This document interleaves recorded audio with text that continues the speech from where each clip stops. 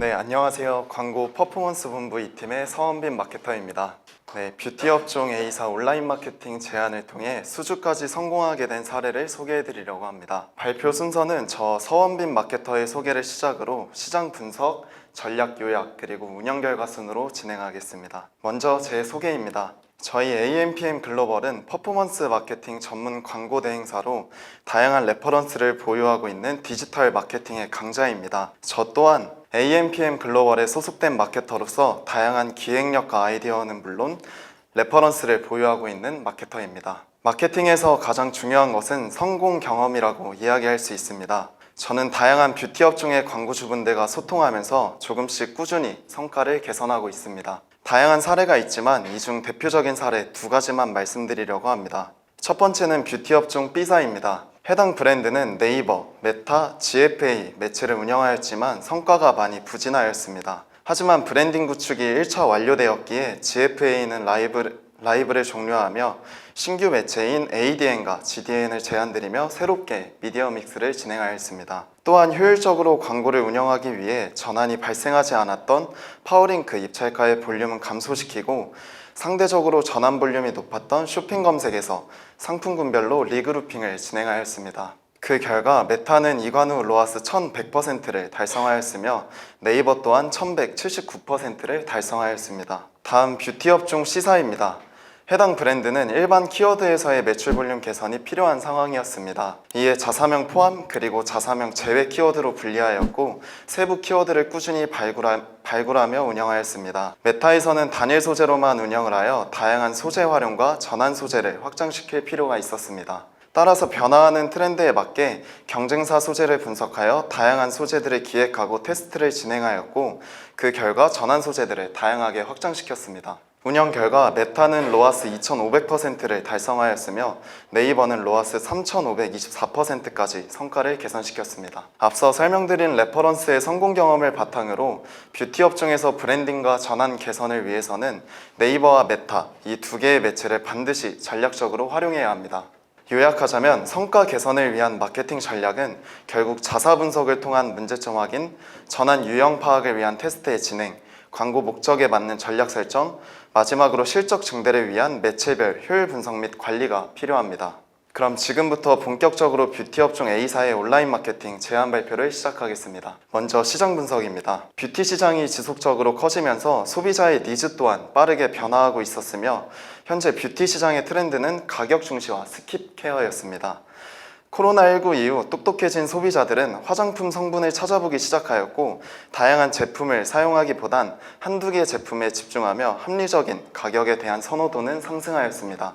높아진 상품 지식과 구매 기준으로 성분과 효능에 대한 과학적 정보 제공은 필수 항목으로 변화하는 추이였고 AI를 통한 개인화 마케팅이 활성화되면서 메타와 구글과 같은 플랫폼의 중요성도 계속 증가하고 있었습니다. 이러한 레드오션 속에서 저는 두 개의 블루오션을 발견하였습니다. 바로 고연령층과 남성 전용 홈 에스테틱 제품입니다. 소비자들의 피부 고민 증가는 기존의 단순 홈케어에서 치료까지 가능한 메디컬 에스테틱의 수요를 증가시켰습니다. 또한 고령화로 안티에이징에 관심이 많아진 중장년층, 자기관리가 일상화된 MZ세대와 그루밍족 남성까지 메디컬 에스테틱 수요가 증가하면서 2025년 뷰티 시장 마케팅 포인트는 메디컬 에스테틱이라는 사실을 발견하였습니다. 결국 안티에이징 수요의 증가, 젊은 층의 메디컬 에스테틱의 관심 증가, 마지막으로 남성 수요의 증가, 이 세 가지 이유가 메디컬 에스테틱 시장이 주목받는 주된 이유였습니다. 확장되는 시장 속에서 빠르게 자리 잡기 위해 저는 CIA 전략을 제안하였습니다. 소비자들이 제품 구매 시 성분까지 고려하게 되는 소비 트렌드를 분석하여 코어, 성분, 앰플이라는 화장품 소비 키워드를 반영한 전략입니다. 경쟁사들의 광고 소재를 분석하였을 때 다양한 성분과 함유량을 언급하는 신뢰성 소재부터 효과를 강조한 소재와 공감형 소재, 추가로 프로모션을 강조하는 혜택형 소재와 어그로형 소재까지 다양한 소구점을 활용하여 노출하고 있었습니다. 현재 A사는 상품 특징과 메인 타겟에 따른 전환 최적화 소재를 발굴해야 하는 상황이었습니다. 즉 포화된 시장 속에서 A사가 살아남기 위해서는 CIA 전략을 통해 소재 발굴을 하고 신규 타겟을 발굴하여 매출을 확보하고 전환이 있을 만한 고객이 아닌 놓치고 있는 고객까지 발굴해야 한다고 판단하였습니다. 다음 전략 요약입니다. 앞서 설명드렸던 전환 소재 발굴을 위해 해당 브랜드의 인지도를 분석하고 각 타겟군별 소구점을 기획하여 테스트 진행을 통해 성과가 좋은 소재를 발굴하고 확정하는 과정이 필요합니다. 저는 해당 브랜드의 코어 타겟을 총 3개로 구분하였습니다. 첫 번째는 안티에이징에 관심이 많아진 2030과 중장년층, 두 번째는 2030 남성, 마지막으로 3060 여성입니다. 소재 전략 또한 각 타겟별 니즈가 다르기 때문에 타겟별로 니즈에 맞는 소구점을 잡아 소재 전략을 수립하였습니다. 소재를 기획할 때 많은 장점을 길게 나열하기보단 핵심 타겟에게 필요한 강점만 노출하여 맞춤화 전략으로 구매를 유도하는 전략이 중요합니다. 즉 제품의 성분이나 특정 타겟을 소구하는 강점 포인트를 발굴하는 것입니다. 이렇게 어떤 포인트로 소재를 만들지 준비가 되었다면 실제 소재를 기획하고 광고를 진행해야 합니다. 먼저 다양한 소재들에 대한 의견이나 기획을 수립하고 실제 메타에서 광고에 대한 결과를 분석합니다. 이 과정을 통해 최적의 소재를 발굴하여 성과 안정화에 집중하는 것이 중요합니다. 고객 니즈를 반영한 각각의 소재별 효과를 측정하면서 효과에 따라 소재 개선 작업을 진행합니다. 이러한 과정은 CTR과 품질지수를 높여 CPC 감소와 전환 증대를 도모하는 전략입니다. 소재 테스트를 진행할 때에는 보다 정확한 테스트를 위해 세트당 1개의 소재만을 넣어 예산을 설정한 후 동일 조건으로 진행하여 데이터 값을 확인하였습니다. 세팅 전략으로는 해당 브랜드의 경우 브랜딩이 되어 있지 않은 상황을 반영하여 최대한 많은 모수를 얻어내기 위한 전략을 활용하였습니다. 첫 번째로 핵심 유저인 2045 타겟팅과 뷰티, 미용과 같은 관심사 타겟팅을 활용합니다. 이후 1단계에서 유입된 타겟의 유사 타겟을 세팅하여 관심 고객 보수를 지속적으로 확보합니다. 이를 통해 넓은 범위에서 관심 고객을 더욱 많이 확보하여 고객 반응률과 유기적 도달률을 개선합니다. 또한 전환 발생 가능성이 높은 타겟을 더욱 많이 확보하여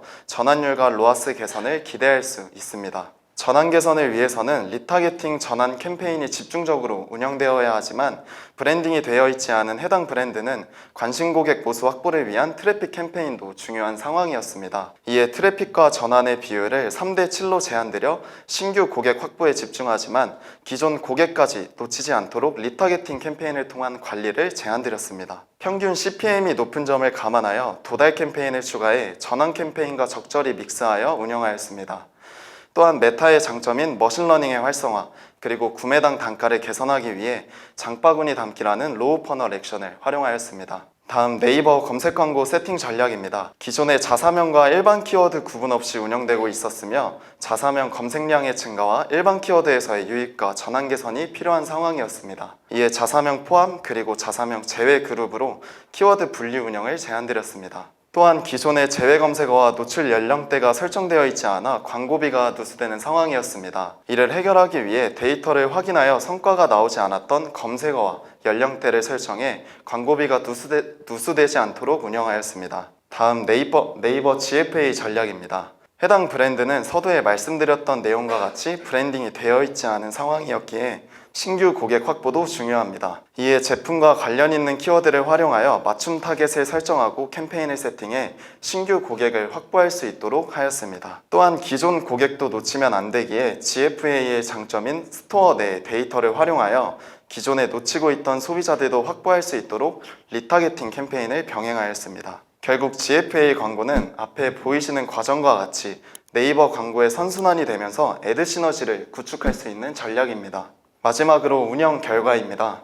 네이버의 경우 이관 전에는 자사명 포함 그리고 제외로 분리 운영이 되어 있지 않았으며 관련하여 일반 키워드와 자사명 키워드에서의 전환도 발생하지 않았습니다. 하지만 자사명 포함 제외 분리 운영을 통해 자사명 키워드와 일반 키워드에서의 유입과 전환이 발생하며 지속적으로 키워드를 확장하고 있습니다. 이러한 과정을 통해 네이버 광고에서 성과가 안정화되고 있는 단계이며 로아스도 꾸준히 개선하고 있습니다. 메타의 경우 기존 전환 캠페인만 단일로 운영하였기에 신규 모수 확보를 위한 트래픽 캠페인을 새로 세팅하여 운영하였습니다. 또한 당시 전환 데이터가 없었기에 전환 유형을 테스트하고자 유형별 소재를 제작하여 ASC 캠페인을 운영하였습니다. 해당 브랜드는 제품의 높은 객단가로 로아스 편차가 있으나 구매 건수는 2배 이상 증가하였으며 현재 장바구니 그리고 결제 시작 보수를 활용하여 캠페인별 성과 안정화에 돌입 중입니다. 레드오션 시장 속에서 많은 뷰티 업종 광고주분들은 성과가 나오지 않아 고민이실 겁니다.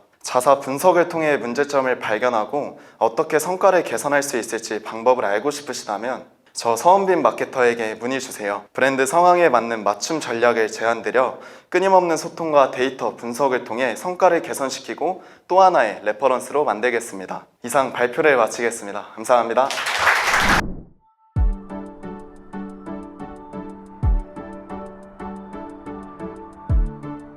구독과 좋아요는 컨텐츠 제작에 힘이 됩니다.